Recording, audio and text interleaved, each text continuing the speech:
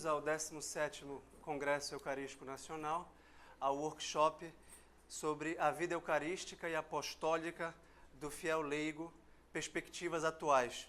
Eu sou o professor Vitor Pinheiro, eu tenho formação no Direito e na Filosofia e gostaria de refletir com vocês nesta manhã sobre a identidade eclesial e a vocação eclesial e social do fiel leigo, que provavelmente somos todos nós aqui presentes. Essa reflexão se dividirá em 4 partes. Primeiro, uma definição de quem é, afinal, o fiel leigo. Depois, qual é a vida eucarística do fiel leigo. Em terceiro lugar, como é a vida apostólica, missionária, evangelizadora do fiel leigo. E por fim, eu gostaria de apresentar um documentário do santo que inspira essas reflexões, que é São José Maria Escrivá, fundador do Opus Dei. Então, essa reflexão se dá com base no magistério da Igreja atual, sobretudo as constituições do Concílio Vaticano II, também a partir de uma exortação apostólica do Papa João Paulo II, chamada Christi Fidelis Laeti, e a obra toda de São José Maria Escrivá. Mas esse tema, que é tão contemporâneo, eu vou apresentar, eu vou argumentar, que é tão atual e que é tão urgente, na verdade, nos remonta aos primeiros cristãos.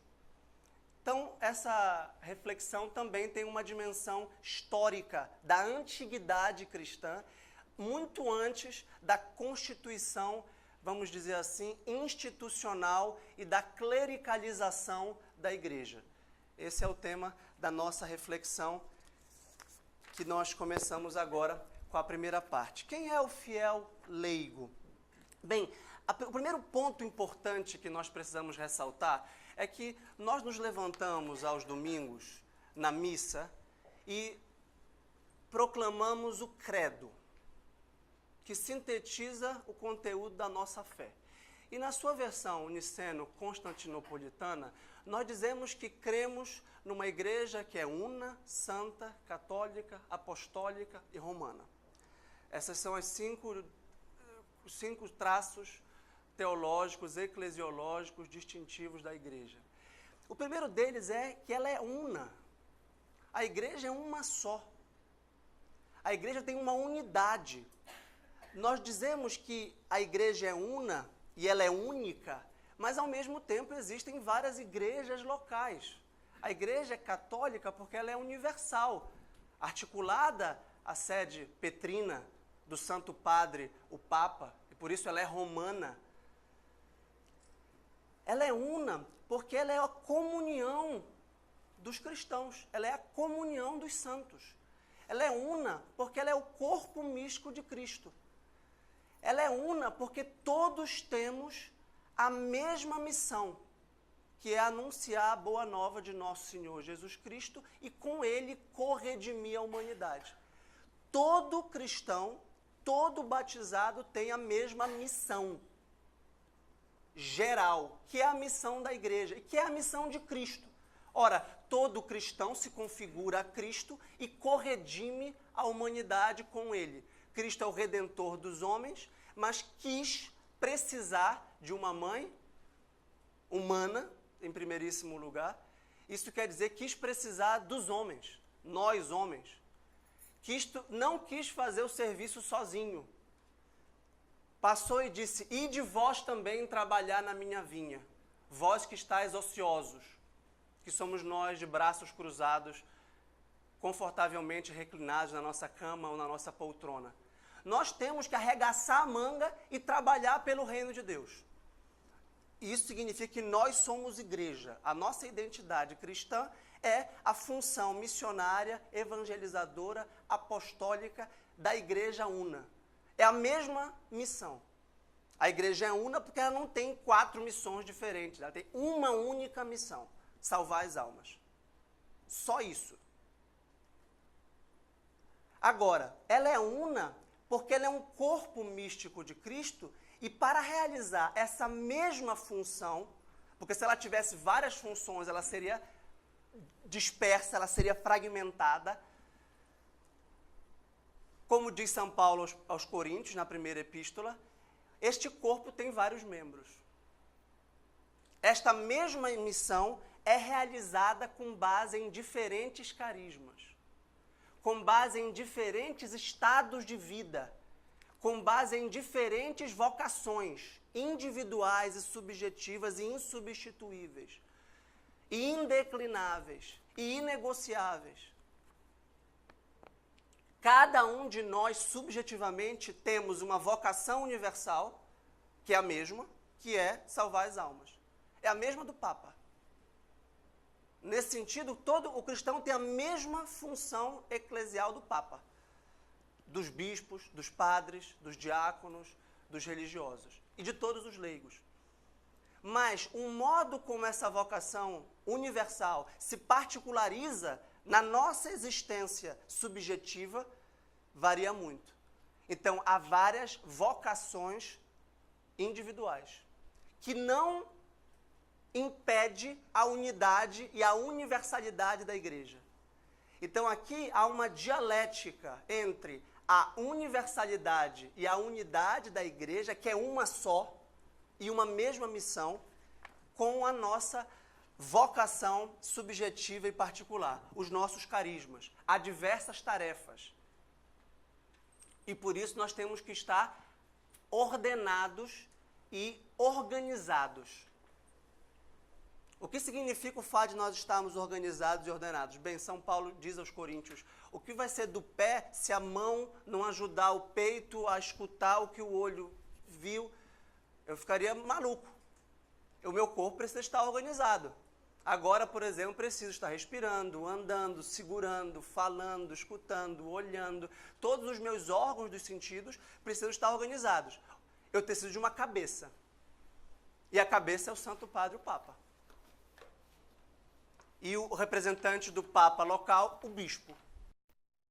E os seus ministros ordenados, os presbíteros, os padres e os diáconos. Então, a primeira distinção que a gente tem que fazer é, para dizer quem é o fiel leigo, que pelo que eu estou vendo somos todos nós, salvo se algum religioso ou se alguém do clero não estiver de hábito, pelo visto todos nós somos leigos. A primeira distinção é que existe o clero e os leigos.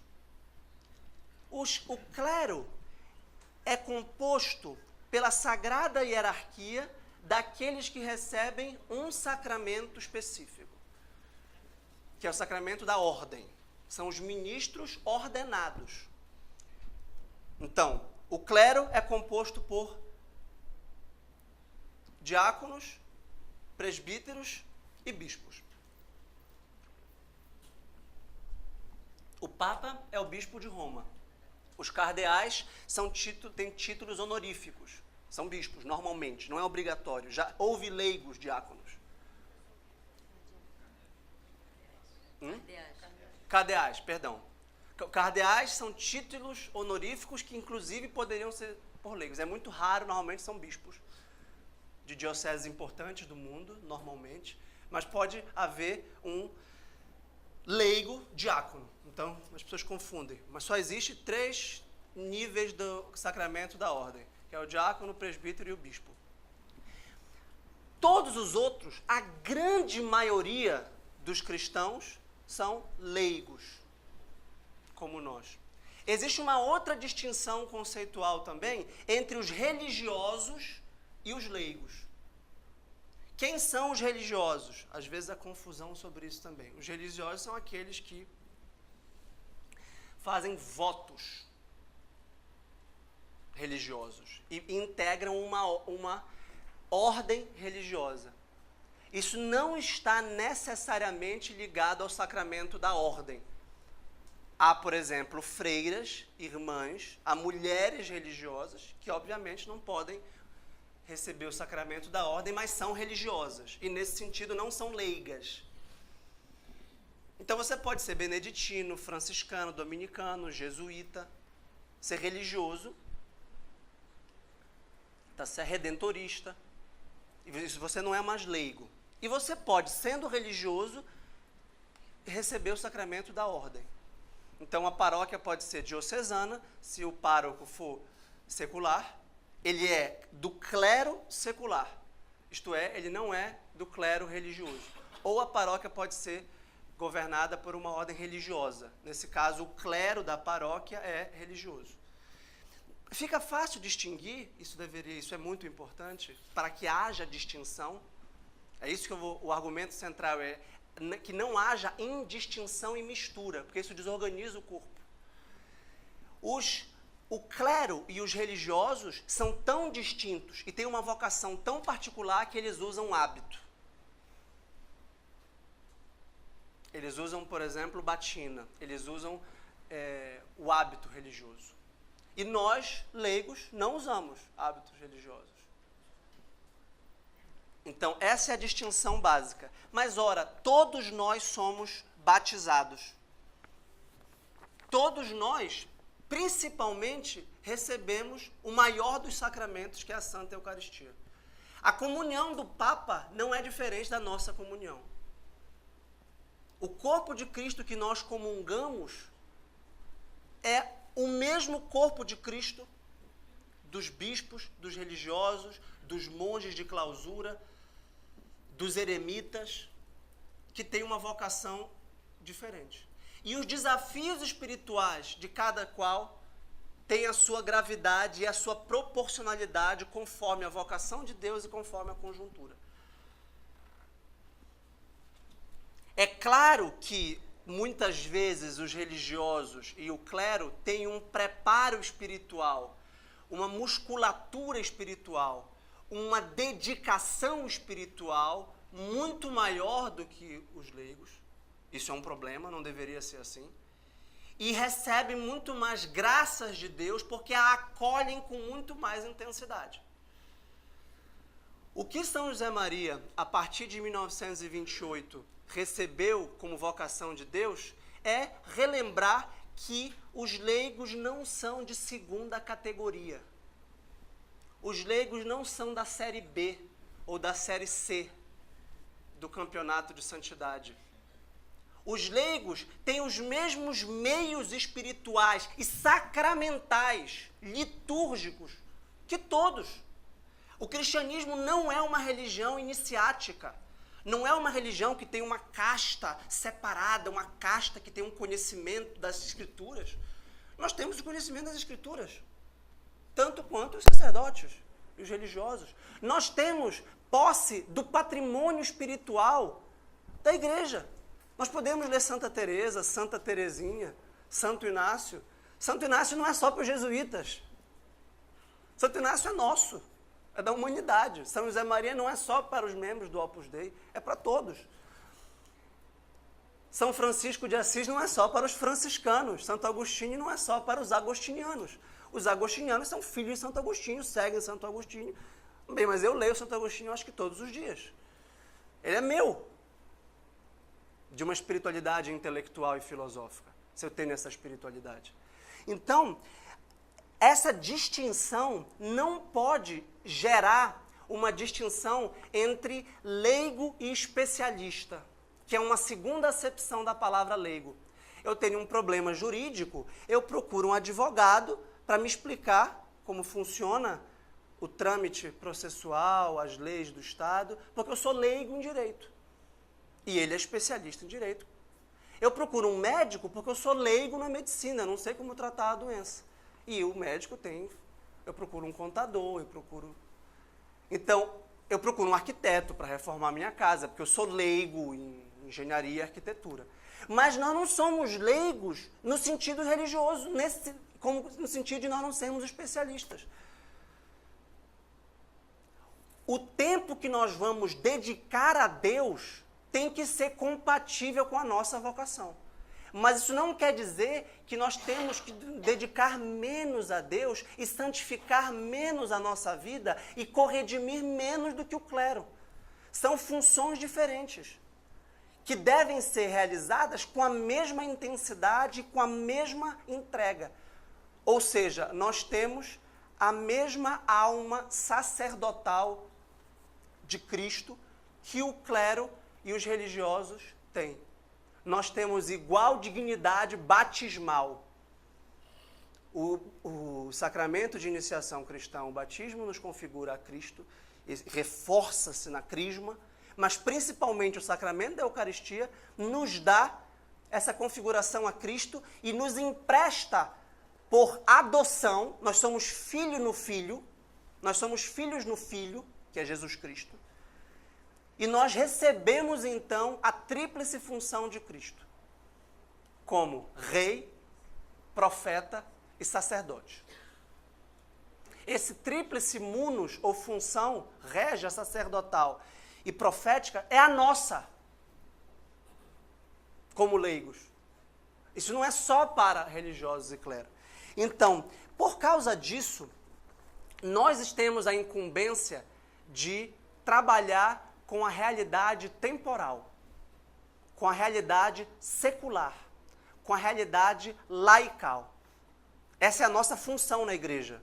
Nós vamos corredimir os nossos pares, os nossos irmãos, os nossos semelhantes, os nossos próximos, com o nosso trabalho profissional, com a nossa vida social, com a nossa família, com a nossa participação cultural, sindical, esportiva, pedagógica, educacional, desportiva, já falei, de lazer, na vida social, na vida cultural, na vida política, sem nos arrogar privilégios distintivos por sermos católicos numa sociedade pluralista.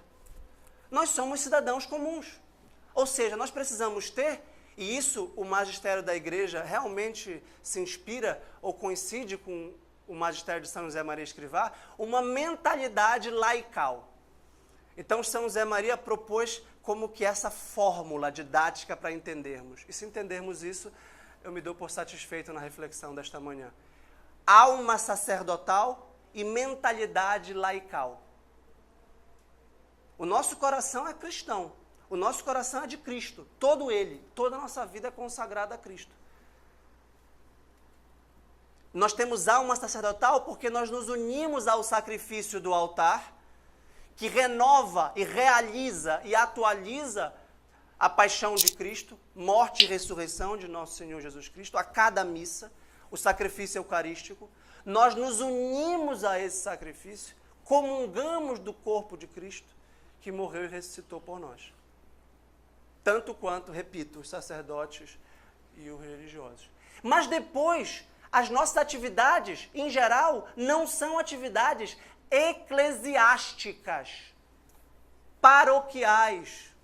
Não são atividades da igreja no sentido estrito, no sentido institucional, no sentido que os padres têm. Acaba a missa, o trabalho do sacerdote vai ser na paróquia, vai para a sacristia. Mas nós vamos para o meio do mundo. Nós vamos ser fermento no meio da massa. Nós vamos levedar a massa. E o fermento não é percebido quando está confundido na massa. O joio no trigo, ou o trigo no joio. Nós vamos entregar o nosso coração todo a Deus na Santa Missa, e essa é a nossa vida eucarística, da qual se falará com mais profundidade depois, mas nós estamos no meio do mundo, inseridos no meio do mundo, misturados no meio do mundo. E nós vamos santificar um mundo secular. Nós vamos santificar o mundo leigo, o mundo dos nossos familiares, o mundo dos nossos amigos. E para isso nós precisamos não ser mundanos. Estar no meio do mundo, amando o mundo apaixonadamente, como dizia São José Maria Escrivá, sem ser mundano.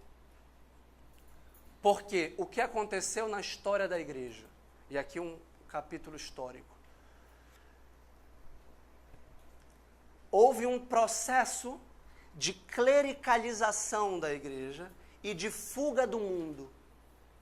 Uma certa tendência na história da igreja, de dizer, olha, o mundo é um local de pecado. A universidade é um local de perdição. O fórum é um local de mentira. Os hospitais, as praças, o parlamento, então, nem se fala. O Para eu ser cristão, para eu ser santo, eu tenho que sair do mundo e ser um eremita. Qual foi a primeira postura de Santo Agostinho? Final do século IV. Bem, se eu fosse católico, eu vou ser monge. Para ele era automático. Bem, eu quero ser santo. Então tá, então eu vou ser monge, eu vou viver na clausura. Eu vou viver com 4, 5 pessoas, que são meus irmãos na fé, que vão me ajudar e pronto. Ele foi para um retiro em Cacicíaco, na África. Então, a gente acha que é impossível ser santo no meio do mundo. E se a gente começa a ter mais piedade, mais ardor, o senso comum, pejorativamente, fala, ih, vai ser padre? É beato? Ah, essa beatice. Isso é coisa disso. Quer ser santo? É, quero ser santo.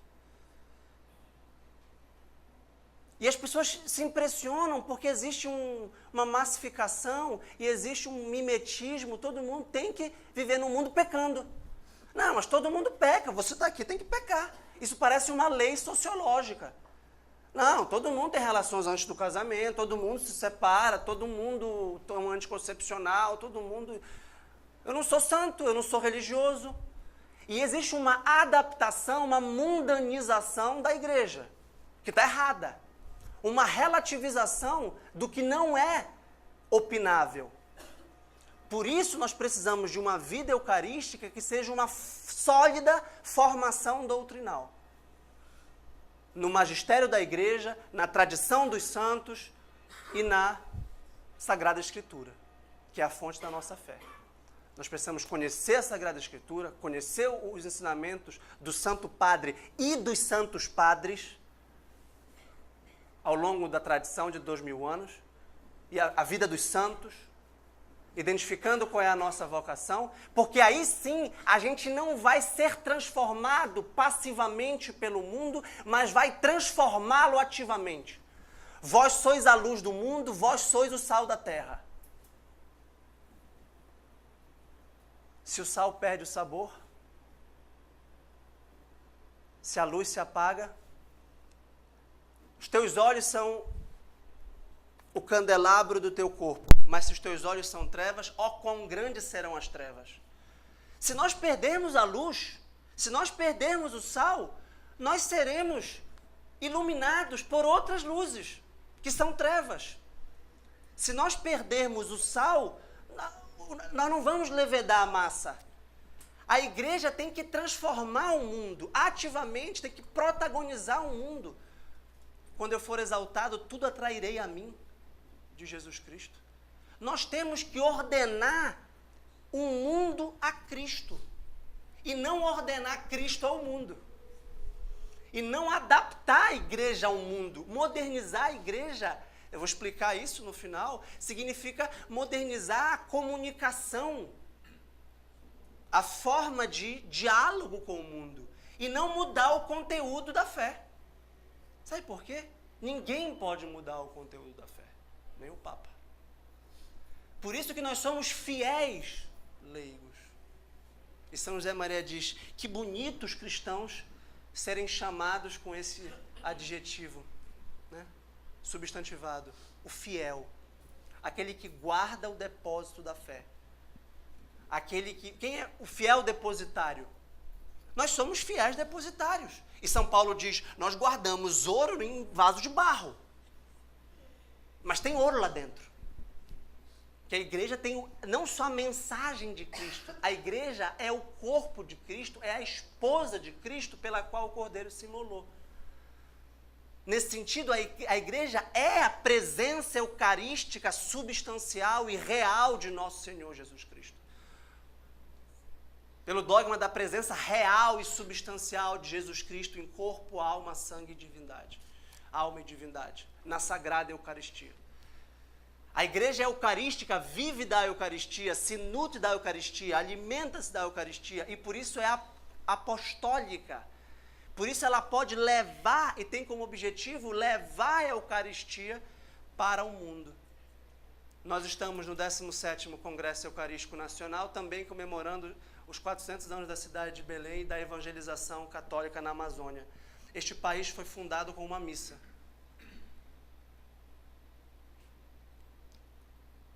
o primeiro ato fundacional desta nação é uma missa. É a trazida da Eucaristia, da comunhão para esse continente, ou para este país, para esta terra. Porque Jesus falou, ide a todo mundo e pregai o Evangelho a toda criatura. Batizando em nome do Pai, do Filho e do Espírito Santo. Então a fidelidade eucarística e a necessidade de uma formação doutrinal sólida, compatível com o nosso nível cultural e compatível com o nosso nível social, proporcional ao nosso nível intelectual, social e cultural, é um imperativo para a vida apostólica do fiel leigo. Porque senão ele se adapta ao mundo e não adapta o mundo a Cristo. Ele começa a ter uma mentalidade mundana. Essa é a grande, eu diria, descoberta de São José Maria Escrivá. A de que a mentalidade laical não é uma mentalidade mundana, profana. Porque o mundo não é ruim. Porque as atividades seculares são boas.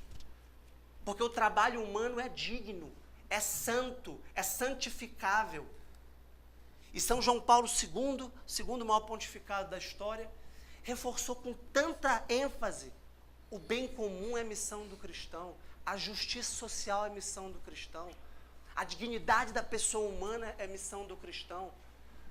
Divinizar as realidades temporais não é clericalizá-las. E é isso que eu queria explicar agora.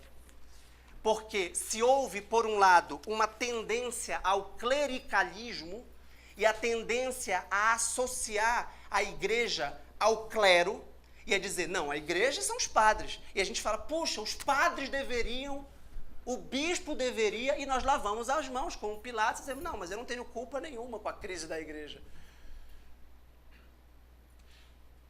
Né? Perguntaram um repórter perguntou para a Madre Teresa de Calcutá, um indiano, perguntou, qual você acha que é o problema, assim, da pobreza na Índia? Ela falou, eu e você. Muito antes, ela talvez não soubesse, Chesterton, é um dos maiores escritores do século XX, um grande ensaísta, escrevia todos os dias, era um escritor muito prolífico, e foi encomendado com um artigo, né, o que está errado com o mundo. E ele refletiu muito, é um filósofo, e respondeu, eu. Está errado com o mundo, eu. Eu sou o problema do mundo. Nós temos que nos responsabilizar.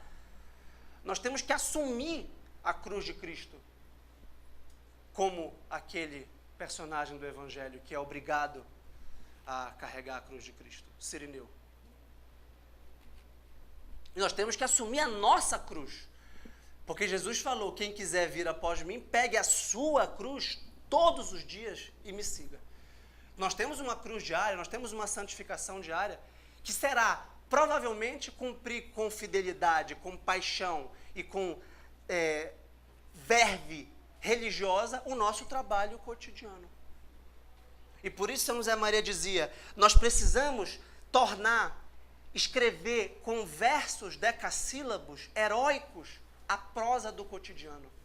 E dizia, não existe nada pequeno. O que existe é pouco amor nas coisas. Nós podemos amar todas as coisas, as mais cotidianas, as mais prosaicas, as mais simples, um café da manhã com a família, um trabalho repetitivo e burocrático, um trânsito engarrafado, uma compra na feira, lavar a louça. Nós podemos colocar amor nessa atitude. Ele aprendeu isso também de Santa Teresinha, é claro. O valor das pequenas coisas, as coisas que ninguém vê. Ele gostava muito da família de Nazaré. 30 anos de vida. O que Jesus fez nesses 30 anos? Trabalhou, jantou, dormiu. Teve uma vida prosaica, comum e cotidiana como a vida da maioria das pessoas. Essa vida é a vida que nós temos que santificar. Santificando os outros pelo trabalho, santificando o trabalho e nos santificando pelo trabalho. Mas a tendência clericalista, muitas vezes ao longo da história, foi contraposta a uma tendência secularista. laicista, que é o extremo oposto. Se o clericalismo diz tudo com os sacerdotes e religiosos, tudo tem que ser eclesiástico, nós temos que catolicizar todas as instituições, o Estado tem que ser confessional, o hospital tem que ser confessional, nós temos que fazer oração antes de começar todas as coisas. Santificar significa clericalizar, identificar os espaços públicos com signos religiosos. Então, esse movimento de clericalização foi respondido por um movimento, o que é comum na história, oposto e radicalmente oposto de laicização ou secularização radical. Quer dizer, a instância temporal é independente no sentido de ser totalmente autônoma da instância espiritual. E por isso o poder temporal não se confunde com o poder espiritual. E não tem nada a ver com o poder espiritual. Isso não é mentalidade laical. Isso não é mentalidade secular. Porque, como eu disse, a mentalidade laical, de quem tem alma sacerdotal, é ordenar a realidade temporal para a realidade espiritual. E não dizer que elas não têm nada a ver uma coisa com a outra. Por isso, a Igreja e a ortodoxia católica, sempre buscando o equilíbrio entre as duas heresias, os dois extremos, diz: existe uma dimensão clerical e existe uma dimensão secular. O erro é o clericalismo e o erro é o secularismo. É dizer tudo com os sacerdotes e dizer nada com os sacerdotes. Isso são dois erros. E se alguém disser um desses dois erros, não está dentro da ortodoxia católica. Então, essas distorções clericais e secularistas acontecem, por exemplo, quando os leigos se clericalizam e querem exercer como função típica atividades paroquiais. Quando um leigo exerce uma função paroquial, ele a exerce como função atípica. Por exemplo, um ministro extraordinário da comunhão. Por exemplo, um catequista leigo na falta de sacerdote. Por quê? Quem é o catequista da paróquia? O padre é o catequista da paróquia. Essa é a função típica do padre, ensinar a doutrina da igreja. Ah, não tem padre suficiente. O leigo com uma boa formação catequética, teológica, mínima necessária, pode suprir de forma subsidiária, de forma complementar. Pode. Tudo bem, pode. Mas isso é uma função atípica. Ah, então o leigo vai abandonar a família para trabalhar na igreja? O leigo vai abandonar o trabalho para ficar trabalhando na igreja? Opa. Isso aí tem algum tipo de distorção. Não confundam com o diaconato permanente. O diácono permanente pertence à sagrada hierarquia, pertence ao clero e dedica as suas atividades típicas, primárias, para a paróquia. Se tiver sido, digamos, encardinado ou lotado na paróquia. Mas um leigo que tem atividades típicas e primárias na paróquia pode estar incorrendo numa distorção clerical. Para entendermos esse primeiro ponto, fica fácil ver o contrário. Quando o padre passa a exercer de forma típica e primária atividades seculares, preterindo as atividades litúrgicas e catequéticas, para as quais ele é primariamente vocacionado. O padre fala, não, eu vou trabalhar aqui no fórum, no hospital, eu vou ser engenheiro. Bem, e o confessionário? Quem é que vai confessar as pessoas? Quem é que vai rezar as missas? Não, porque eu estou fazendo atividade social, eu estou fazendo aqui uma construção civil, eu estou reformando a quadra de esportes. Olha, o padre pode reformar uma quadra de esporte? Pode, mas é uma função atípica. Estão acompanhando? O padre tem que estar confessando. O padre tem que estar rezando missa, ensinando catequese, direção espiritual. E olha, Recentemente a gente celebrou o Dia do Padre, né? São João Maria Vianney, um modelo de sacerdote. Não dá tempo para reformar a quadra de esporte, se ele realmente vestir a camisa paroquial, que é a função típica. Bem, então a gente tem que ter cuidado com os excessos radicais. A igual dignidade batismal é exatamente o fato de que não há hierarquia. Agora, é curioso isso, porque nós dizemos sagrada hierarquia, e eu estou dizendo que não há hierarquia.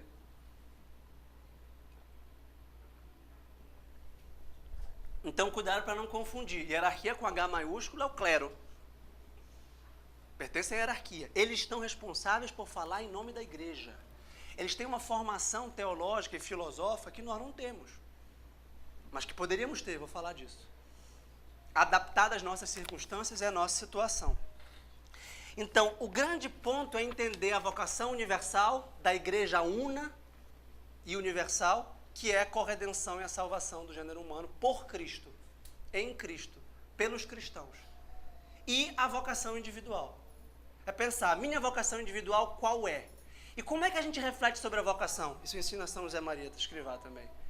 A sua vocação individual será entendida quando você responder a seguinte pergunta: o que só você pode fazer e mais ninguém?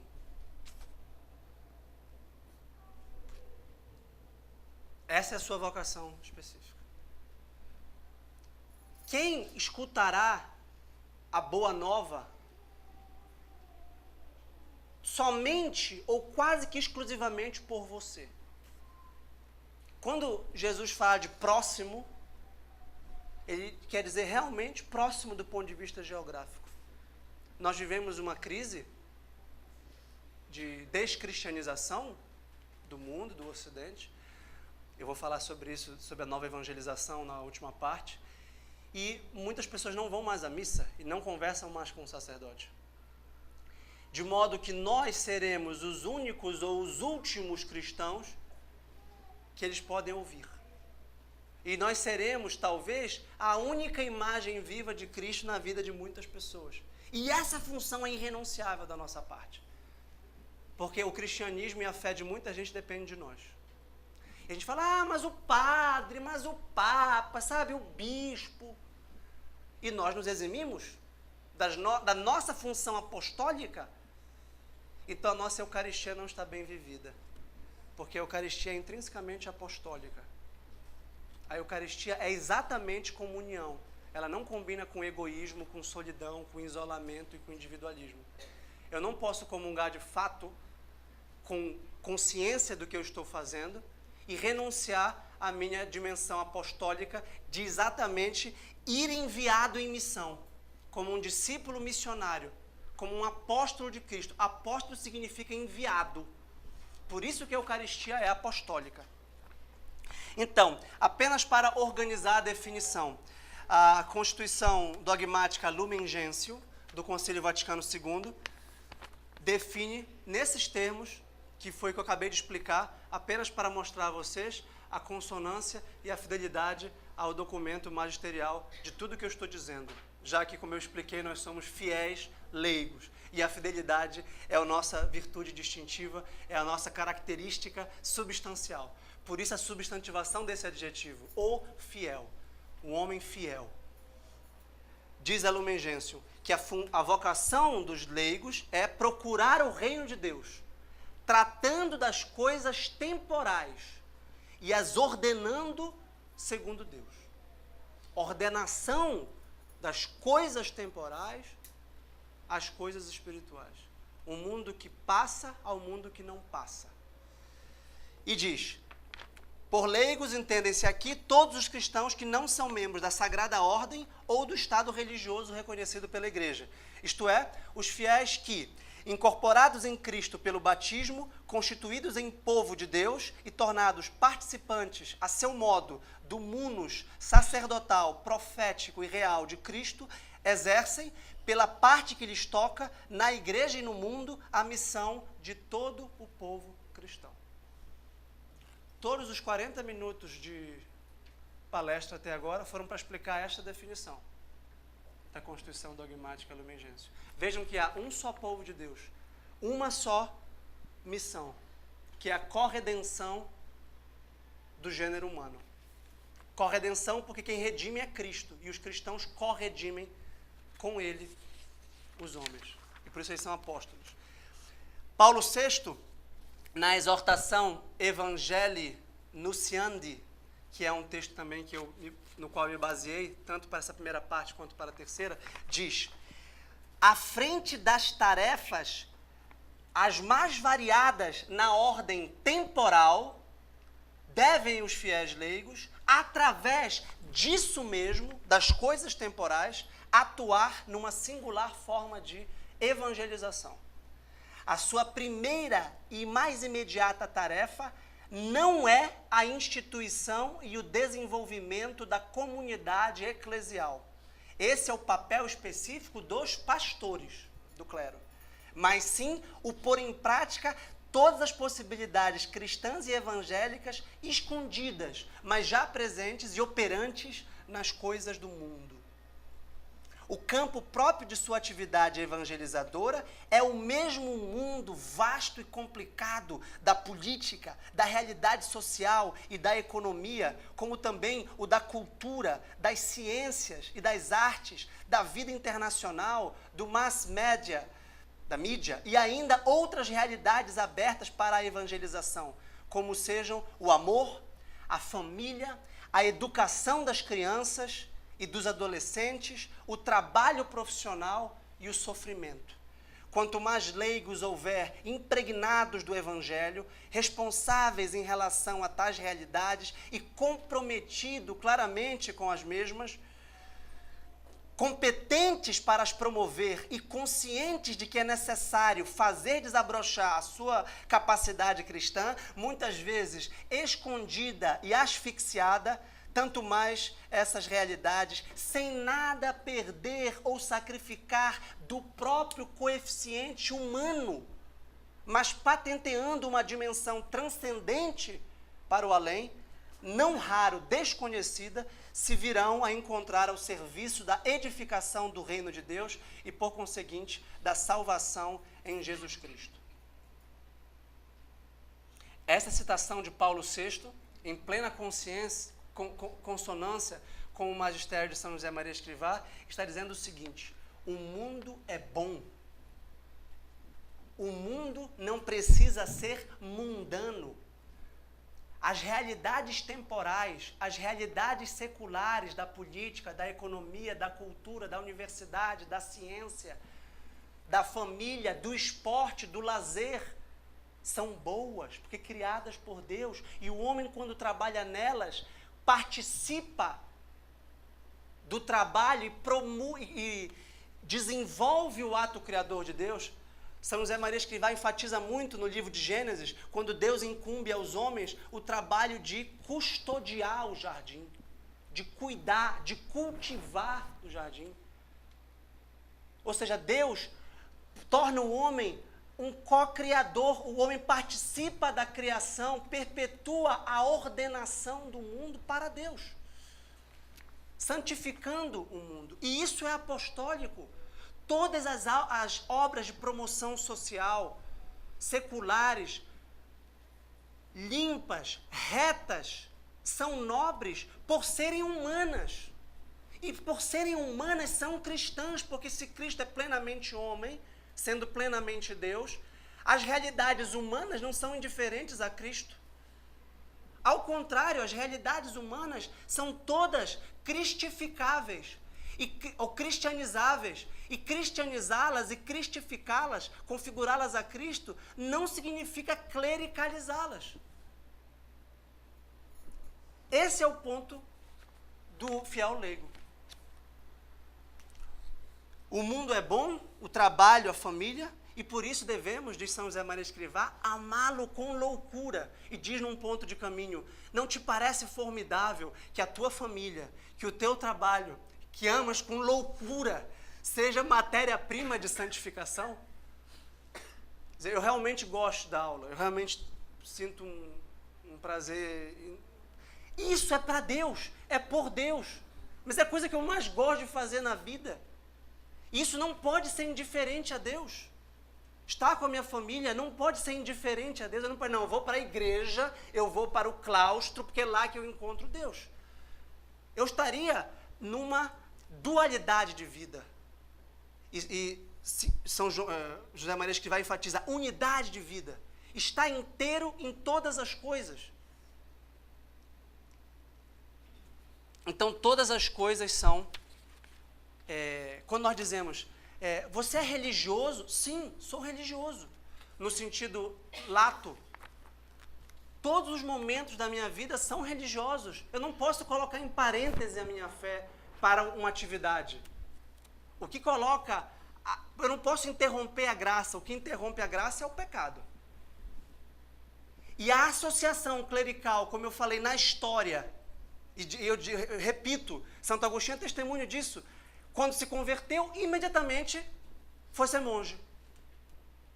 Porque para ele, se ele se converteu com seriedade, foi, então, se eu vou ser católico, eu vou ser monge. Automaticamente. E acabou fundando uma ordem religiosa dos agostinianos, que depois foi renovada. Né? Então, alma sacerdotal e espírito laical. Consagrar eucaristicamente todas as ações a Deus. Essa é a doutrina de 2000 anos da igreja. Quer comais, quer bebais, fazei tudo para a glória de Deus, diz São Paulo. Tudo. Ele não fala, olha, vocês quando estiverem em oração, quando estiverem na atividade paroquial, quando vocês estiverem na procissão, no círio, quando for no Congresso Eucarístico Nacional, aí vocês dão glória a Deus. Não, vocês dão glória a Deus acordando no horário, com a pontualidade. Vocês dão glória a Deus com aquela pessoa aborrecida que enche o saco. E que vocês têm paciência, doçura, candura. Vocês dão glória a Deus com um sorriso. Nós damos glória a Deus com as nossas virtudes humanas, com a justiça, com a honestidade, com a retidão. Quando renunciamos a uma palavra desnecessária, talvez uma fofoca, uma palavra pejorativa, um riso sarcástico que diminui uma pessoa. Né? Lutando não só contra os pecados mortais, mas contra os pecados veniais.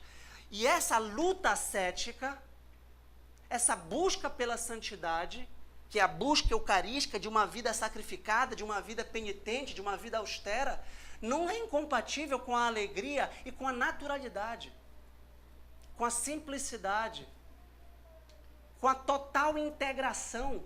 São José Maria de Escrivá diz, não façam igrejotas nos seus lugares de trabalho, não saiam só com seus amigos católicos. Ali está o grupo católico.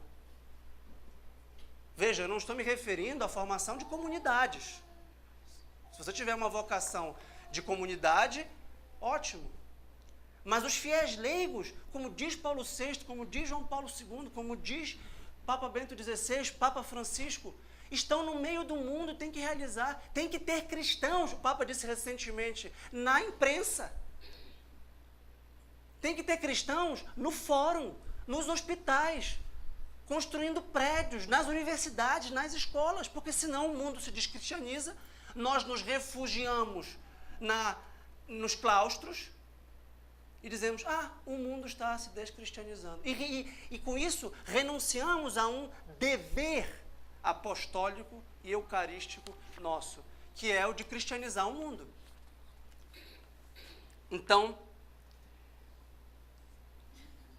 o espírito laical reconhece a autonomia relativa das coisas temporais. A maior parte das profissões sociais atuais é baseada numa ciência secular. E por isso nós estudamos nas universidades uma ciência secular, que vai nos permitir o desenvolvimento de um trabalho profissional qualquer. Ora, na matemática, na filosofia, no direito, na medicina, nós podemos e devemos ter um máximo de excelência profissional, um máximo de prestígio profissional, sendo cristãos plenamente humanos, integrados na sociedade. E isso será santificar o nosso trabalho. Santificar o nosso trabalho não será catolicizá-lo no sentido eclesiástico. Será promover o máximo de excelência humana nesse trabalho, de modo que os nossos pacientes, os nossos alunos, os nossos clientes perceberão uma intensidade humana sobrenatural. Do marceneiro, como São José. Do filho do marceneiro, do operário, como Jesus. Que fazendo uma mesa, Jesus fazendo uma mesa, se valia da técnica ou da ciência do operário, do artesão, do marceneiro. Ele era Deus, mas quis ser homem e quis participar dessa atividade humana de fazer mesas. Então, nós temos que fazer as nossas mesas como São José e Jesus. Com máxima entrega, com alma sacerdotal. A mentalidade laical é totalmente compatível com a alma sacerdotal. E se não tiver compatibilidade, há um problema, que deve ser equacionado numa direção espiritual, deve ser equacionado, aí sim, em dúvidas em matéria de fé e moral, nós recorremos a quem de direito? Sacerdote. Dizer que nós não precisamos de sacerdote para uma dúvida de fé e moral, ou que nós não precisamos nos confessar, seria secularismo. Seria o excesso oposto. Agora, dizer que nós precisamos do sacerdote para fazer a mesa, seria outro problema. Eu não preciso do sacerdote para dar aula de filosofia, que é meu trabalho. Eu preciso do sacerdote para me confessar. E eu preciso do sacerdote para assistir a Santa Missa, para me aconselhar, para me abençoar. Disso eu preciso da ordem sacerdotal. São José Maria Escrivá diz, em um livro chamado Sulco, num capítulo vibrante chamado Personalidade: para ti que desejas adquirir uma mentalidade católica, universal, transcreva algumas características: amplidão de horizontes e aprofundamento enérgico do que é perenemente vivo na ortodoxia católica. Esforço reto e são, frivolidade nunca, para renovar as doutrinas típicas do pensamento tradicional na filosofia e na interpretação da história. Cuidadosa atenção às orientações da ciência e do pensamento contemporâneos. E uma atitude positiva e aberta para com a transformação atual das estruturas sociais e das formas de vida. São José Maria dizia, nós temos que sentir como os nossos contemporâneos. Nós temos que ter compaixão, sentir as dores do subjetivismo, do relativismo, do ateísmo, do agnosticismo, das pessoas que têm uma má orientação moral, sexual, de famílias desordenadas, de desintegrações sociais, da violência, da hostilidade, do ódio, da mentira. Nós não vamos compactuar com nada disso. Nós vamos transformar tudo isso, mas nós vamos ter compaixão. Nós vamos sentir, estar do lado dos nossos pares. E nós temos que ser amigos dos homens, num apostolado de amizade e confidência. Participar, estar do lado, de modo a conversar, a entender, a gerar confiança nos nossos amigos, nos nossos interlocutores, para fazer o apostolado. E como eu anunciei no começo, essa abertura não será uma abertura em que o mundo transforma a igreja. Esta não é uma modernização da igreja. Por isso a ênfase nas nossas raízes, na nossa tradição. E por isso eu comecei falando da fonte da nossa fé: magistério, tradição e escritura. Então, com a sólida formação doutrinal, nós vamos transformar ativamente o mundo e não ser passivamente transformados por ele. Nós somos os protagonistas. O fiel leigo é um protagonista. Por quê? Você teve alguma vocação especial do bispo? O bispo mandou você ir lá e fazer apostolado na universidade onde você trabalha, você tem uma ordem. Não. Eu sou batizado. Eu sou crismado. Que é mais do que isso. E eu comungo. E diz, ide missa est, ide em missão. O sacerdote me disse isso na missa. Levai a paz de Cristo, levai o amor de Cristo, agora vão. Eu não preciso de um documento eclesiástico do padre, do bispo, para fazer apostolado da minha família, do meu trabalho. É a minha missão. Estranho é se eu não fizesse. Né? E isso é uma boa nova, antiga como o Evangelho e permanente como o Evangelho, muito bem assimilada e vivida pelos primeiros cristãos. Os primeiros cristãos levaram a sério o fato de que são sal, de que são luz, de que são fermento no meio da massa. De fato, o considerado primeiro padre apologista na tradição da igreja, no final do século II, numa carta anônima a Diogineto, diz o seguinte: vejam a contemporaneidade e a necessidade de nós atualizarmos essa experiência histórica dos primeiros cristãos no meio do mundo. Vou ler um trecho da carta. A edição é da Paulus, aquela coleção patrística, verdinha, né, de onde eu extraí. Os cristãos são para o mundo o que a alma é para o corpo. Vivem no mundo, mas não são mundanos. Como a alma está no corpo, mas não é corpórea. Habitam em todos os povos, assim como a alma está em todas as partes do corpo. Atuam pela sua vida interior, sem se fazerem notar, como a alma pela sua essência. Vivem como peregrinos entre coisas perecíveis, na esperança da incorruptibilidade dos céus. Assim como a alma imortal vive agora numa tenda mortal. Multiplicam-se de dia para dia no meio das perseguições, assim como a alma se embeleza, mortificando-se. E não é lícito aos cristãos abandonarem a sua missão no mundo, como não é permitido à alma separar-se voluntariamente do corpo. E São José Maria comenta numa homilia chamada Trabalho de Deus, num livro chamado Amigos de Deus. Portanto, nós nos enganaríamos de caminho se fizéssemos pouco caso das ocupações temporais. Também aí está nosso Senhor. Estais certos de que nós, os homens, temos que nos aproximar de Deus através das circunstâncias da vida ordinária, ordenadas ou permitidas pela providência na sua sabedoria infinita.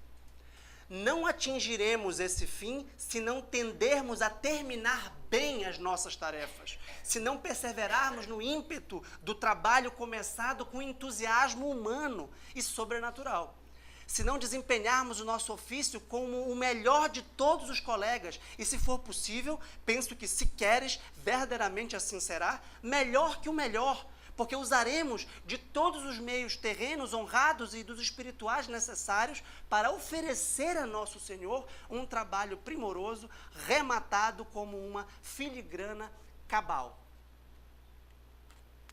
Ou seja, alma sacerdotal, porque eu estou trabalhando para Deus. Não existe nada intranscendente, não existe nada insignificante. Tudo depende do amor que nós empregamos a Deus nas nossas ocupações. Pode ser varrer uma casa, organizar uma biblioteca. E a pergunta que surge então é: como estar no meio do mundo sem ser mundano? Sem se deixar contaminar pela mentalidade laicista, secularista, profana, prosaica, ou, em outras palavras, pelo pecado?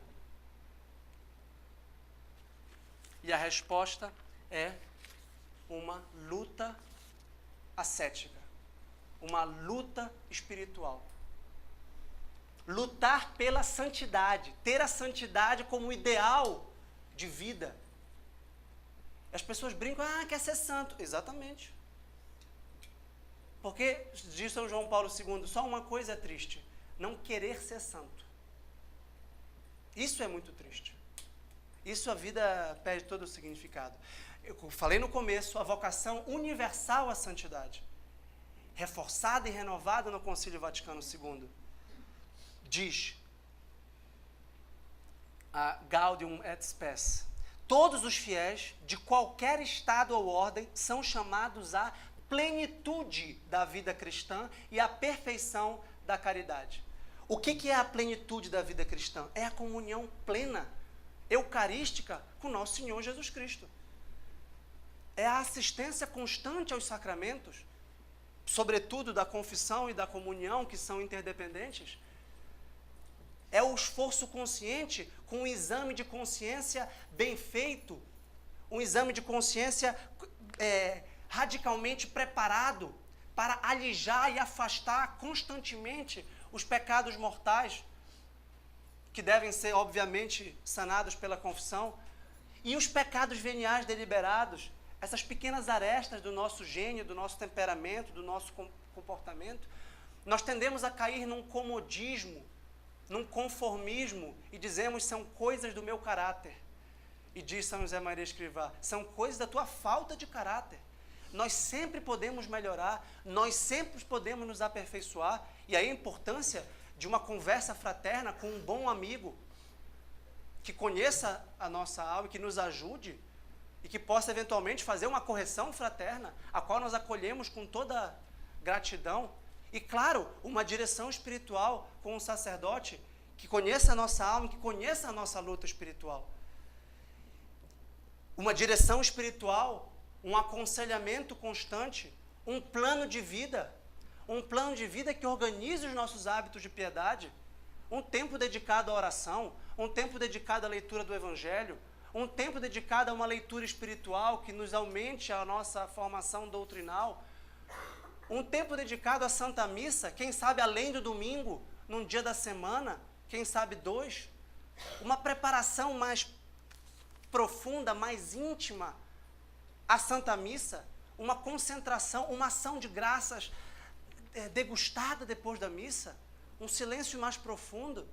Isto é levar a sério a vida espiritual. Isso significa que nós teremos uma identidade com Cristo. A Eucaristia, a nossa vida eucarística, é uma vida de configuração e identificação a Cristo.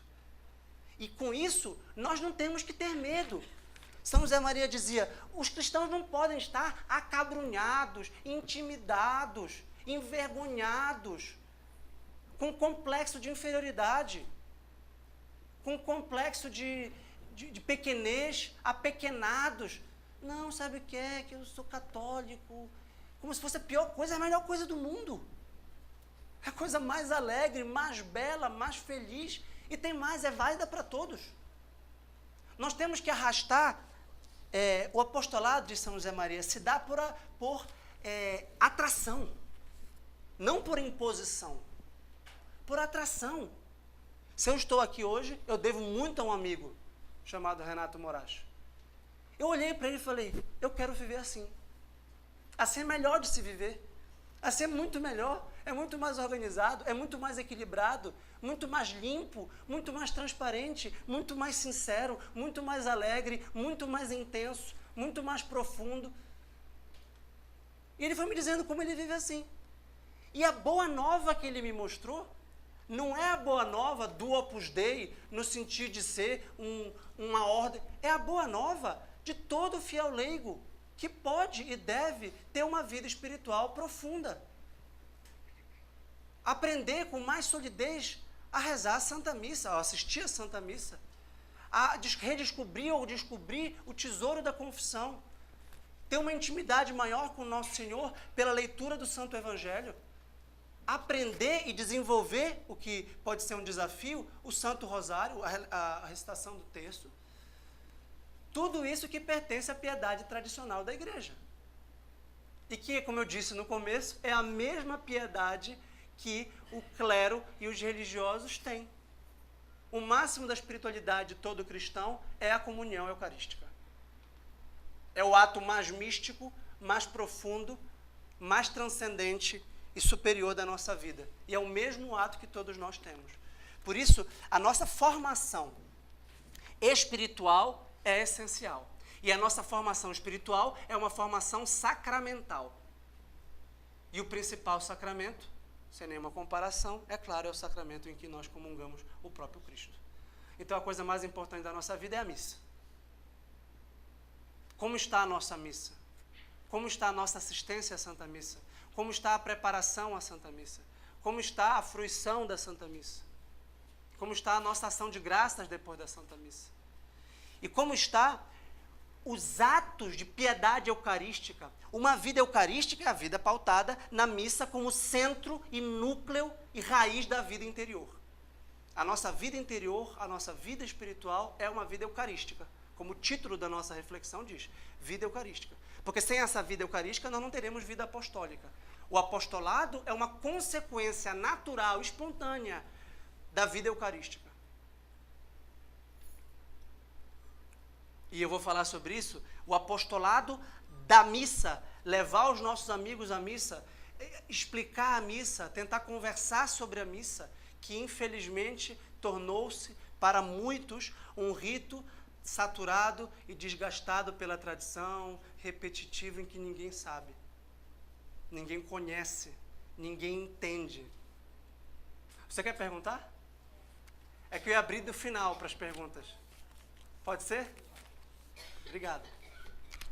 Então, ora, para ter uma vida espiritual intensa, eu preciso de uma formação doutrinal para entendê-la e para bem vivê-la. Diz Santo Agostinho, ninguém ama o que não conhece. E há um círculo virtuoso entre amor e conhecimento. Santo Agostinho gosta muito, era retórico, de jogar com as palavras e fazer certos trocadilhos. E dizia, quanto mais eu amo, mais eu quero conhecer, e quanto mais eu conheço, mais eu quero amar. E porque eu amo mais, eu quero conhecer mais, e agora eu quero amar mais, eu quero conhecer mais. É um círculo virtuoso. Então a nossa vida é uma vida de descoberta, a gente tem talvez 60, 70 anos para descobrir a Deus. A cada dia. E para antecipar misticamente a bem-aventurança. Isso é santidade. A bem-aventurança eterna. Então, essa vida espiritual, essa vida eucarística, significa exatamente que, mais uma citação da Gaudium et Spes, todos os fiéis são convidados e têm por obrigação a santidade e a perfeição do próprio Estado. Então, a perfeição não é para alguns. A perfeição é um convite a todos. Sede santos, como o vosso Pai Celestial é santo. Sede perfeitos, como o vosso Pai Celestial é perfeito.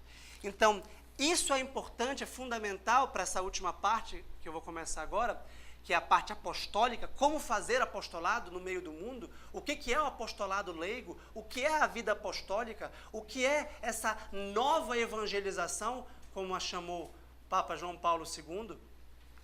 A primeira questão, para que haja apostolado, tem que haver identidade cristã. Identidade eclesial, não é eclesiástica. Porque isso seria, como eu disse, clericalismo.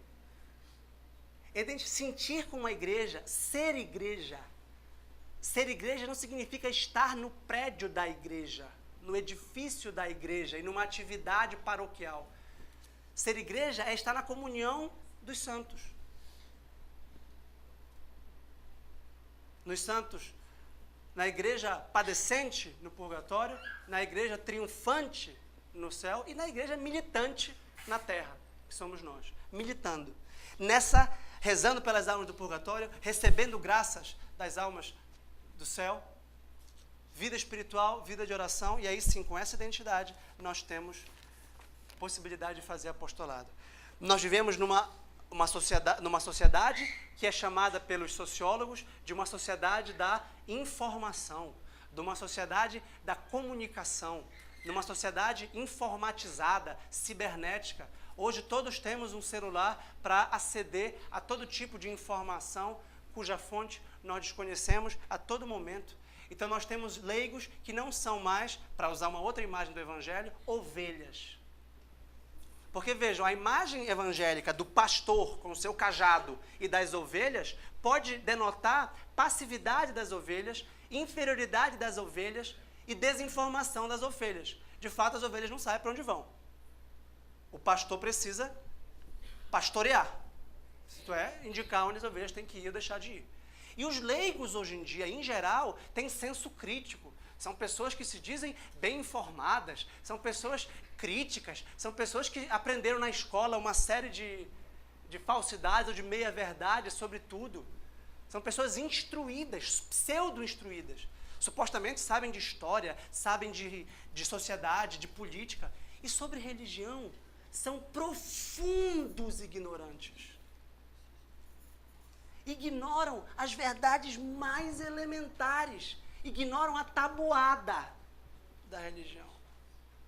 As 4 operações básicas da religião. Literalmente, ignoram o que seja o batismo. Ignoram o que seja a confissão. Ignoram o que seja a Eucaristia. Isso é ignorar a tabuada da matemática. Se você não sabe isso, bem, o que mais você tem que saber? O que mais você sabe? Ignora os elementos básicos da moral sexual. Básicos. Da tradição da igreja. Da função sacerdotal. Não tem um mínimo de reverência ao sacerdote, porque não entendem quem é o sacerdote. Então, o que é a nova evangelização proposta pelo Papa João Paulo II? O Papa João Paulo II, como vocês sabem, é um Papa contemporâneo, o segundo maior pontificado da história, faleceu em 2005. Ou seja, um Papa que está falando para hoje, falando hoje para hoje. Nós temos que usar uma forma de Bento XVI, por uma hermenêutica da continuidade, com base na tradição, enraizado na seiva vivificante da tradição, dos sacramentos, da escritura, encontrar novas formas de comunicação aos nossos contemporâneos. A nova evangelização seria a evangelização dos povos considerados cristãos. Eu disse, né, senhor bispo, tudo bem? É uma honra, Dom Alberto, Dom Irineu, com a sua presença. Pois não, por favor.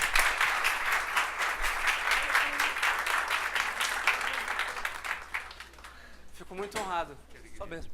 Tudo bem, Dom Alberto? Tudo bem, só mesmo. Bom dia, gente. É só para saudar a todos, Dom Irineu e eu estamos passando, seja lá nos simpósios, seja aqui nas nossas oficinas, nesses workshops.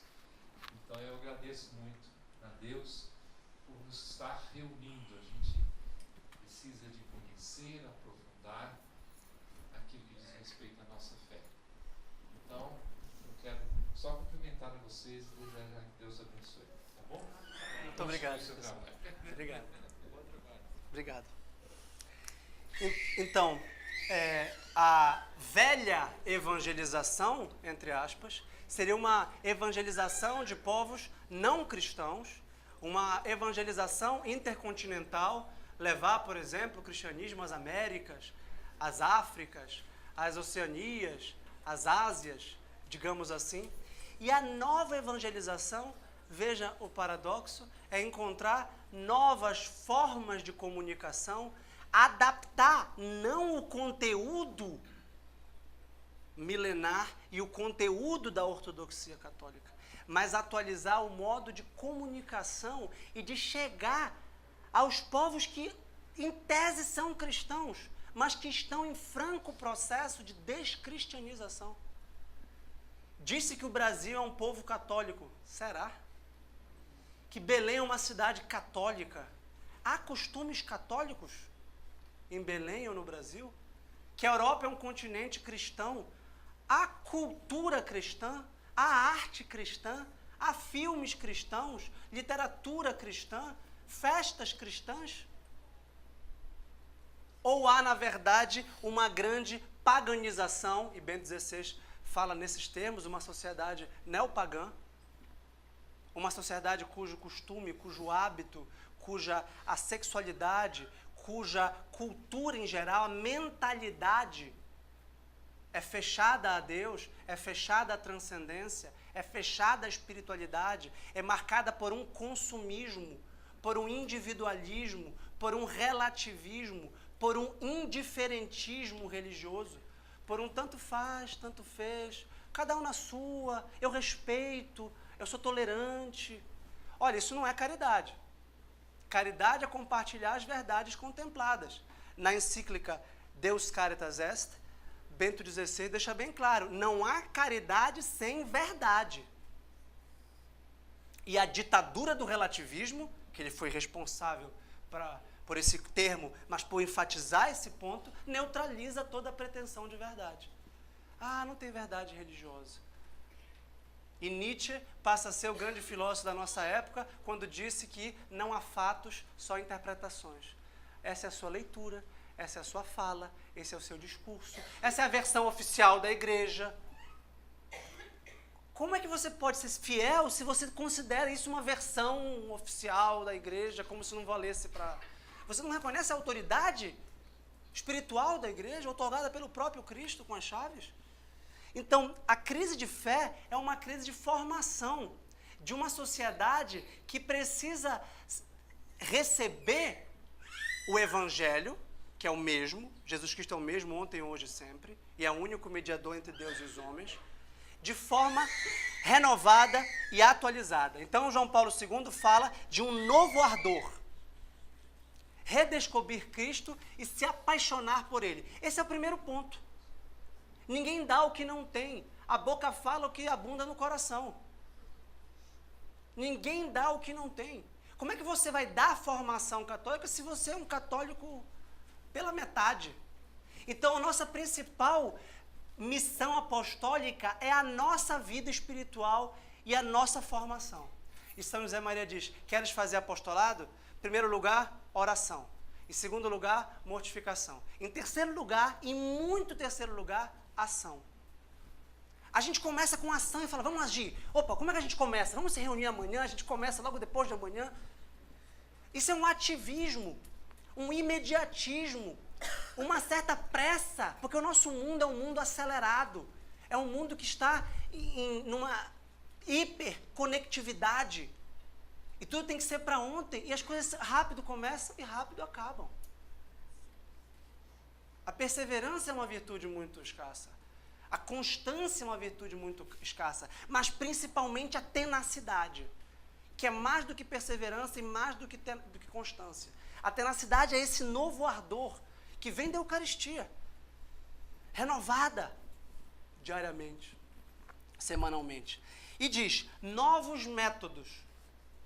E é muito curioso esse documento do Papa João Paulo II sobre a nova evangelização, porque o novo método é um velho método. O novo método é o que São José Maria chama de apostolado da amizade e confidência. O novo método é ser amigo das pessoas. Ele diz, a principal evangelização continua sendo um a um. Os apóstolos eram chamados e chegavam lá, eu conheci o Senhor. Eu vi o Messias. Assim, um a um. E nós temos que continuar dizendo isso. Eu conheci o Senhor. Para quem? Para o próximo a mim. Na minha casa, na minha universidade, no meu trabalho. Com naturalidade, com simplicidade, com espontaneidade, com veracidade. Porque a verdade se percebe. A gente percebe uma pessoa que está falando do coração e uma pessoa que está falando da boca para fora ou para se exibir, não sei. E ele diz João Paulo II, a evangelização de todos, em todos os meios, segundo a lógica interna de cada atividade, segundo a condição de cada um, e de forma integrada. Porque se é cristão é do meu lado, se é católico está no mesmo barco de Pedro, remando um outro remo, ótimo. Mas nós estamos na mesma direção, organizados, organicamente integrados. E uma nova expressão, essa nova expressão, ele diz, é uma fidelidade e uma sintonia, adaptando a forma e não o conteúdo. E São João Paulo II diz, a verdadeira evangelização é sempre cristocêntrica. Centro, Cristo no centro. Cristo no centro de tudo. Isso significa, para nós leigos, a Eucaristia no centro de tudo. No centro da nossa vida. Bem, chegando à conclusão dessa reflexão, eu vou pontuar 3 âmbitos da vida apostólica, sempre eucarística, do fiel leigo, que são essas perspectivas atuais. Vocês podem se sentir, digamos, enganados com esse atuais, com essa nova evangelização, porque parece que eu vou dizer alguma coisa de diferente. Parece que o novo, não, ele vai dar perspectivas atuais. Eu acho que é uma coisa assim nova, moderna, para a gente fazer lá na paróquia. E não é nada disso. As 3 perspectivas atuais, segundo o magistério de São José Maria Escrivá, que eu estou apresentando a vocês, e cujo documentário eu vou passar depois, são a família, o trabalho e a sociedade. Essas são as perspectivas novas do apostolado. Essas são as novidades. Essa é a boa nova. O anúncio de Cristo na família, no trabalho e na sociedade. Como isso se dá? Bem, o trabalho, qualquer que ele seja, tem que ser feito com excelência profissional, baseado na virtude da laboriosidade, da diligência, da dedicação, da constância. O trabalho tomado como vocação. É muito interessante que uma das palavras secularizadas, falando de secularização, é vocação. Se a gente fala a palavra vocação fora do ambiente religioso, o que significa? Significa a sua aptidão profissional. Não, eu tenho vocação para ser advogado. Vocação é um chamado de Deus. Você tem aptidão para ser advogado porque Deus lhe chamou para a advocacia. Ele deu os meios, os talentos, que você pode enterrar ou não, para ser advogado, para ser secretário, para ser faxineiro, para ser taxista, ou para ser dono ou dona de casa, gerindo com profissionalidade o lar, organizando o lar, tornando o lar um local agradável, gostoso, amando os familiares pela organização do lar. É totalmente possível. Então, o lema, entre aspas, aqui é santificar o trabalho, santificar-se no trabalho e santificar os outros pelo trabalho. Trabalho profissional vivido com toda intensidade. Um teólogo biblista já muito renomado, Scott Hahn, tem um livro chamado Trabalho Ordinário, Graça Extraordinária. Então, o trabalho vivido de forma corrente, igual os outros profissionais, os outros amigos, os outros colegas, mas com uma dedicação, com um entusiasmo, com uma entrega, né? Os primeiros cristãos eram vistos pelos outros e diziam, vede como se amam, vede com que entusiasmo eles fazem as coisas, com que espiritualidade eles fazem as coisas que nós fazemos. Então, fazer as coisas com espiritualidade, com intensidade, não é fazer coisas diferentes. Não é desviar a finalidade primordial do trabalho, mas é fazê-lo com toda capacidade profissional. Então, se nós vamos abrir uma escola de crianças, nós temos que abrir uma escola que considere as últimas descobertas e as últimas inovações científicas da psicologia, da pedagogia, da sociologia da família, e vendo até que ponto essa ciência secular está ou não compatível com a verdade eterna da igreja. Se eu vou fazer um trabalho de medicina, se eu vou fazer um trabalho de arquitetura, eu tenho que estar plenamente apto a manejar e a dialogar com os meus pares e com os meus contemporâneos, para justificar o porquê esses métodos ou essas respostas. Que Cristo é o logos humano. Então, Cristo repercutirá em todas as atividades seculares nobremente realizadas. Então, o trabalho pode ser e deve ser fonte de santificação.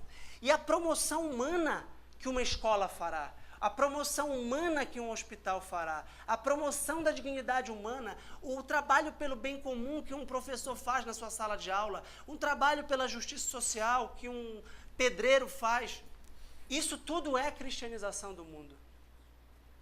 Na ordem temporal, ordenando a dimensão espiritual. Bem, segundo lugar, a família. A família é uma vocação. A família é baseada e construída a partir do sacramento do matrimônio, que, como vocês sabem, é um sacramento que se reveste de uma profundidade teológica imensa. São Paulo compara, ouso comparar com o sacramento da entrega de Cristo à sua igreja. Se nós somos o corpo de Cristo, porque nós temos um amor esponsal por Cristo. E ninguém ama mais daquele que dá a vida pela sua igreja, pelos seus amigos. Então, a família é um sinal de Deus, que de alguma forma é um amor trinitário. Toda família resplandece o amor de Deus, a fecundidade do amor de Deus. E a família é a participação no poder criador de Deus. E por isso o maior presente que Deus dá aos cônjuges são os filhos. E por isso uma família integrada é uma escola de virtudes, é um sementeiro de vocações, é uma perpetuação coerente e profunda da fé, a formação religiosa dos filhos, a educação moral dos filhos, não só intelectual, social. Então, uma família que se ama é um lar acolhedor que permite o desenvolvimento pleno da personalidade humana. Sem família não há sociedade. A família é o termômetro da sociedade.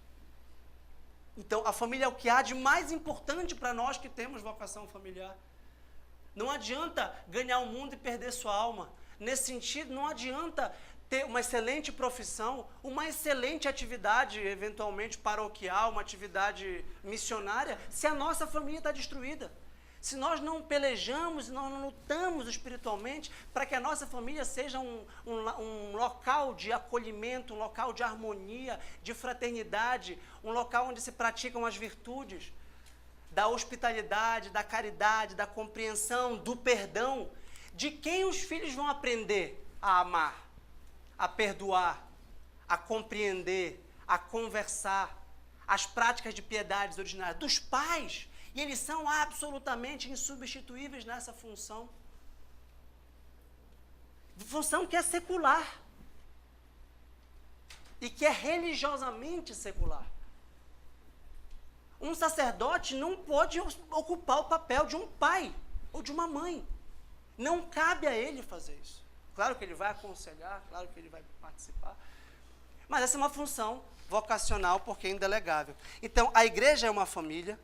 E a família é uma doméstica eclésia, é uma igreja doméstica, que tem os seus atos de piedade, que tem a sua liturgia doméstica, que abençoa os alimentos, que reserva um momento para a recitação do terço, a rainha da família.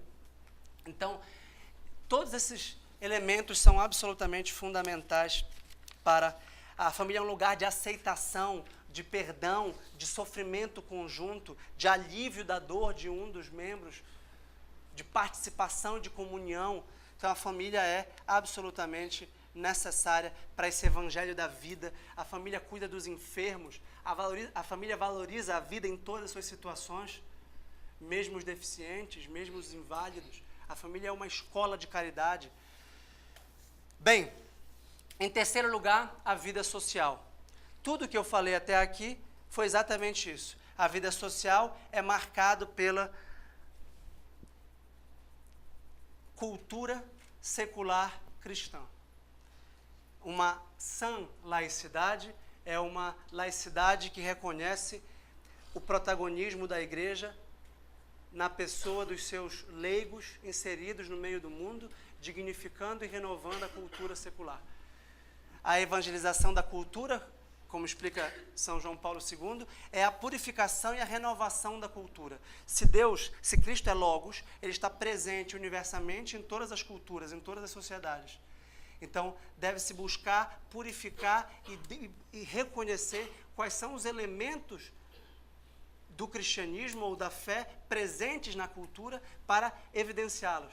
Isso quer dizer que cultura que não seja confessional, que não seja diretamente cristã, pode ter valor cristão, porque pode promover o homem, pode promover as virtudes humanas. E aqui é uma diferença básica. Vamos falar da arte. rapidamente. A arte é um elemento fundamental da cultura. Nós precisamos de arte, o homem tem sede do belo.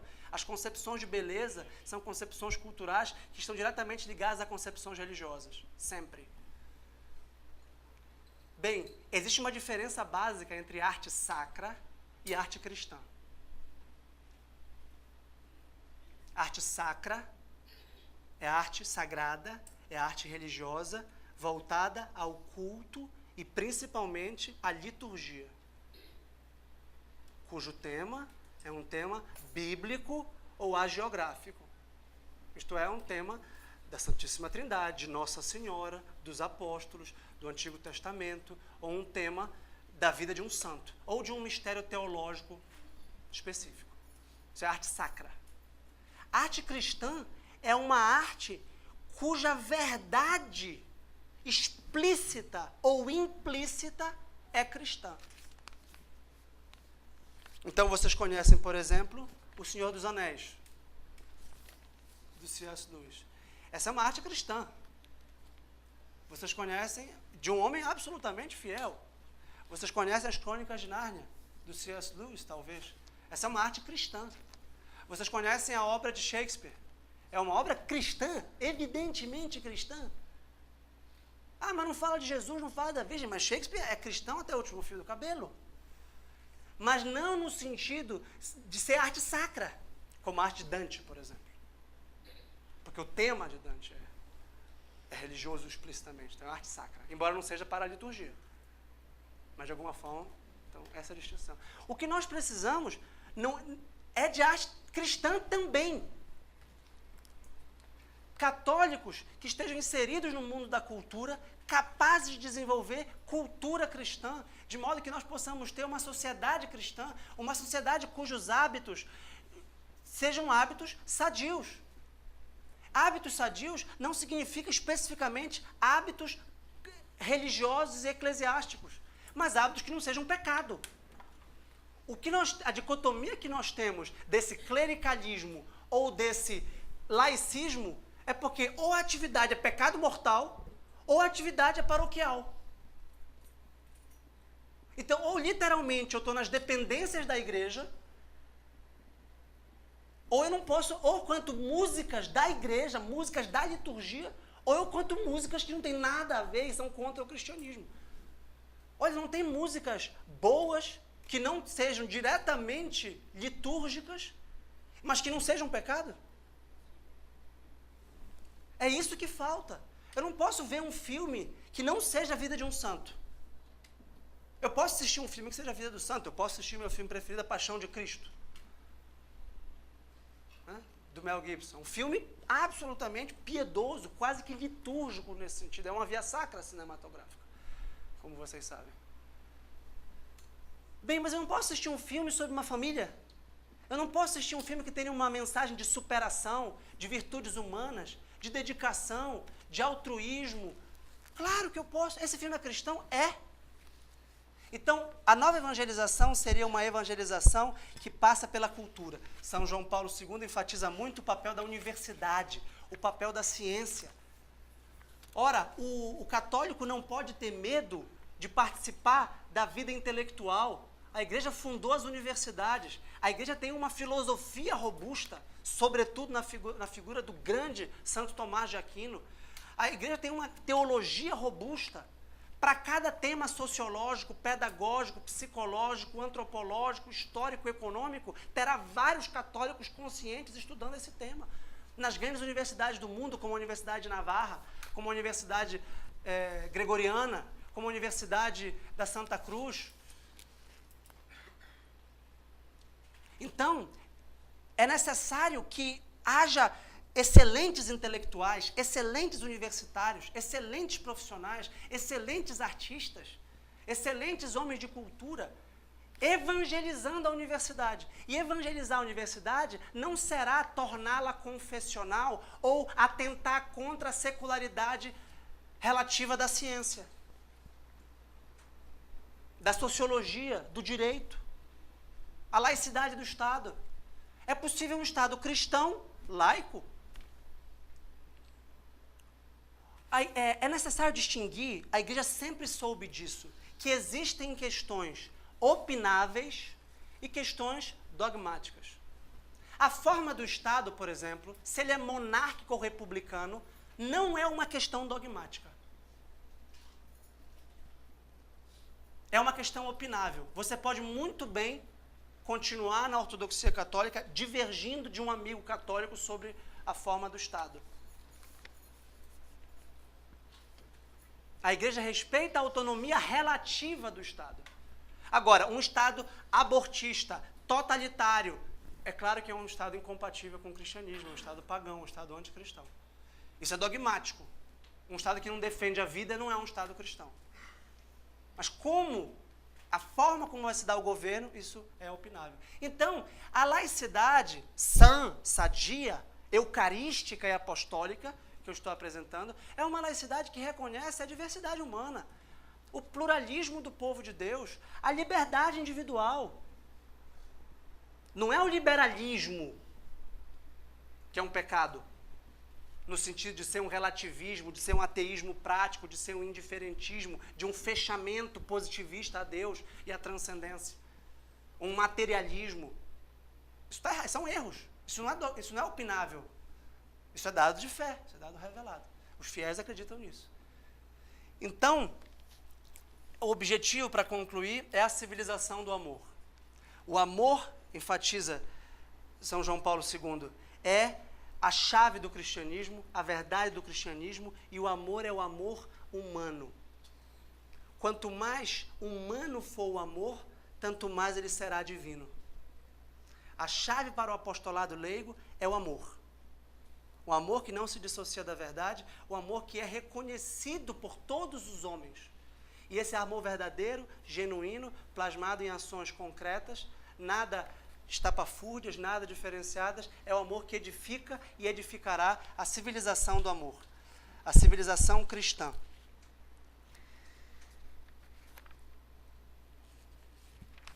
Por fim, há apenas mais um elemento que eu gostaria de ressaltar, que são os novos areópagos da comunicação. Paulo, como vocês sabem, vai a Atenas e no Areópago, que é o local da parresia e o local dos debates públicos, apresenta o cristianismo. Nós temos que ter coragem, nós temos que ter sinceridade e nós temos que ter naturalidade de assumirmos a nossa fé e as consequências lógicas da nossa fé e a nossa identidade cristã. Nos Areópagos, esperto como as serpentes, mas puros como as pombas. Espertos como a serpente, sabendo quais são os jogos, sabendo quem pode entender o que nós temos a dizer, mas inocentes como as pombas. Ser inocente não é ser ingênuo, não é ser bobinho. Porque, aparentemente, essa exortação de eis que vos envio como ovelha entre lobos, sede, porém, prudentes como as serpentes e inocentes como as pombas. Parece contraditório, porque a serpente parece astúcia, ou seja, a prudência só não será astúcia e malícia se houver a inocência da pomba. E inocência não é ingenuidade, porque é a prudência. A ingenuidade sem prudência, a inocência sem prudência pode ser ingenuidade. Então, prudência da serpente e inocência da pomba. Foi isso que Jesus mandou. É difícil? Claro. Muito difícil. É muito fácil ter malícia e é muito fácil ser ingênuo. Difícil é ser prudente e inocente. Então, hoje nós temos um campo vasto, a internet, jornal, nós temos todo tipo de comunicação, nós podemos e devemos usar de todos esses meios para propagar e desenvolver a nossa fé. E nós temos grandes exemplos na tradição da igreja, de grandes comunicadores, de grandes pensadores que souberam fazer isso. Já falei de São Paulo, você pode lembrar também de Santo Agostinho, também de Santo Tomás de Aquino e do próprio São José Maria Escrivá.